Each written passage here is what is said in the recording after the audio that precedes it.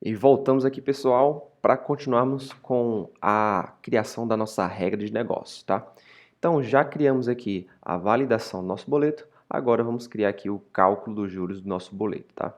E aí, para começar a calcular os juros do nosso boleto, a gente sabe que os juros aqui é ao dia, né? 0,033% ao dia. Então, o primeiro passo aqui que a gente precisa saber é há quantos dias o nosso boleto está vencido. Tá? E aí, para isso, a gente vai criar aqui um método que, dado que a gente passa aqui a data de vencimento e a data de pagamento, ele nos retorna a quantos dias ficou aí vencido esse boleto. Então, vamos criar aqui esse método, private, ele vai retornar aqui os dias em long, tá? E aqui, get dias vencidos. Beleza? E aí aqui o que ele espera? Ele vai esperar duas datas. Primeira data aqui, local, date, a data de vencimento. Segunda data aqui, local, date, é a data pagamento. E aí para a gente ver a diferença dessas duas datas em dias, tem uma lib bem tranquila aqui do próprio Java temporal aí, chamado chronoútil, tá? Então a gente pode simplesmente aqui utilizar, se ela já vai importar direto aqui, chrono, essa primeira aqui, ó, chronoútil.days.between. E aí com isso eu consigo passar aqui a data de vencimento e a data de pagamento. E ele já consegue retornar para a gente aqui, e aí só dá um return aqui, ele consegue retornar para a gente aqui em dias a diferença dessas duas datas. Beleza? Então, feito isso, a gente agora já pode adicionar aqui, vou criar aqui uma variável, vou chamar ela de dias vencidos, e aí aqui a gente chama o nosso método get dias vencidos. E a gente passa aqui boleto.get data vencimento e a gente passa depois aqui a data de pagamento. Perfeito. Feito isso, agora a gente precisa efetuar um cálculo aqui. A gente precisa saber o valor do nosso juros dia, tá? Quanto é que ele paga em cima do valor do boleto nos juros diário, tá? E aí eu vou deixar bem explícito aqui qual é o nosso juros diário, tá bom? Então vamos criar aqui uma variável private, uma variável estática e uma constante, na verdade. Ela vai ser do tipo big decimal e a gente chama ela aqui de juros diário. Para a gente deixar bem explícito aqui, para quem for dar manutenção no futuro nosso código, o que se trata esse valor que a gente viu lá na nossos requisitos funcionais, esse valor aqui de 0,033, tá? Então aqui a gente vai dar aqui um big decimal ponto value of e a gente usa aqui 0,033, que é o nosso juros diário. Beleza, deixamos ele aqui bem explícito. E agora que a gente vai calcular os juros diários. Então, para calcular o nosso juros diário, o que é que a gente faz aqui? Qual é o cálculo, né? Que é matemática básica, né? Ver se a gente consegue lembrar aqui ainda. Então, a gente precisa pegar aqui os juros diário vezes o valor do boleto e dividir esse cara aqui por 100, tá? É isso que a gente precisa fazer aqui. Então, vamos pegar lá juros diário, vamos multiplicar ele aqui pelo valor do boleto, então boleto.get valor, e depois vamos dividir aqui por 100. Então, dividir aqui, vamos dar aqui um big decimal,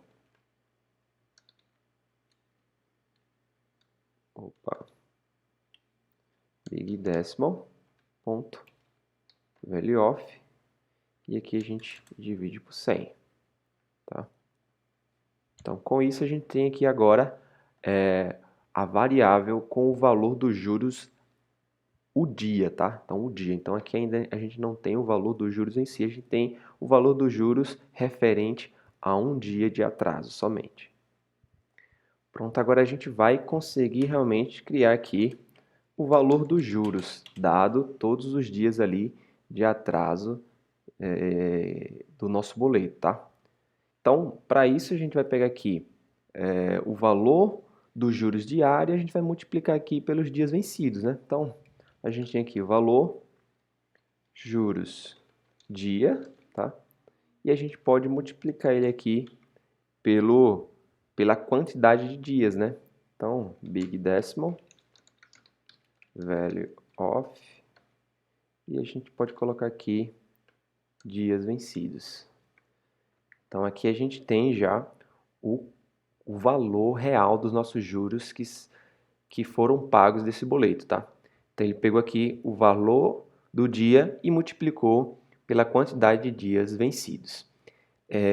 Essa operação aqui ela pode retornar depois várias casas decimais, tá? Então, para a gente evitar isso, a gente reduzir aqui até 2 casas decimais, a gente pode utilizar aqui o set_scale, colocar aqui 2 casas, e a gente precisa passar aqui algum método de arredondamento, tá?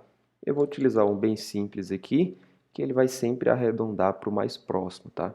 Então, se o valor ali for 2,5, ele arredonda para 3. Se for 2,3, ele vai deixar ali no valor 2, tá? Então, deixar aqui um arredondamento bem simples aqui, half, que é o half even. Então, deixei aqui um arredondamento desses nossos 2 casas decimais, depois da vírgula ali, e a gente tem aqui agora a variável de juros. Dado que a gente já tem os juros aqui, agora a gente já pode criar aqui a nossa variável boleto calculado, né? Dado que a gente já tem aqui todas as informações que a gente precisa. Então, vamos criar aqui mais uma variável, var boleto calculado. E aí aqui a gente vai utilizar o boleto calculado e o builder lá que a gente anotou na nossa classe, né? Calculado, ponto, builder. E aqui vamos preencher as informações dessa nossa classe. Então, a gente tem código, a gente tem aqui data de pagamento, temos os juros, temos data de vencimento aqui, temos valor original,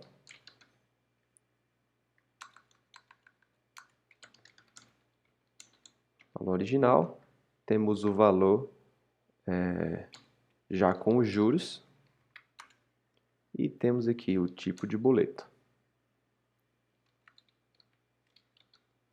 Tipo boleto, e por fim a gente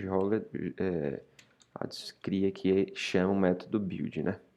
Então, aqui também é uma forma de preencher aqui as nossas variáveis com essa estratégia aqui, com esse padrão aqui, builder. E aí o código, a gente já pega aqui do nosso boleto, ponto get código, né? A data de pagamento, a gente tem ali como parâmetro, data pagamento. Os juros, a gente acabou de calcular aqui, então a gente já pode pegar aqui da variável juros. Data de vencimento, a gente tem do boleto, então data.get vencimento. O valor original, opa, aqui é boleto, né? Boleto.get vencimento. O valor original é o valor do boleto, então boleto.get valor. Faltou aqui a data aqui, né? Data, esse D maiúsculo, data vencimento. E aí aqui a gente tem o valor original do nosso boleto. Valor.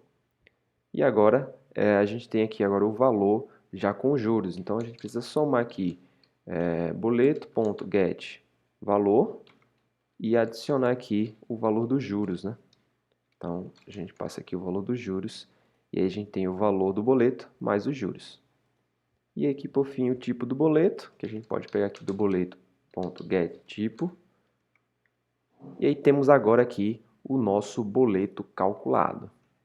Então, temos agora já o cálculo, a regra de negócio definida aqui, tá? Então, esse daqui a gente já pode tirar, né? Esse nosso to-do aqui. E a gente já pode passar agora aqui a salvar o nosso boleto. E aí, para salvar esse nosso boleto em algum lugar, né? A nossa regra de negócio não precisa saber disso, ela precisa chamar alguém que vai gerenciar isso para a gente.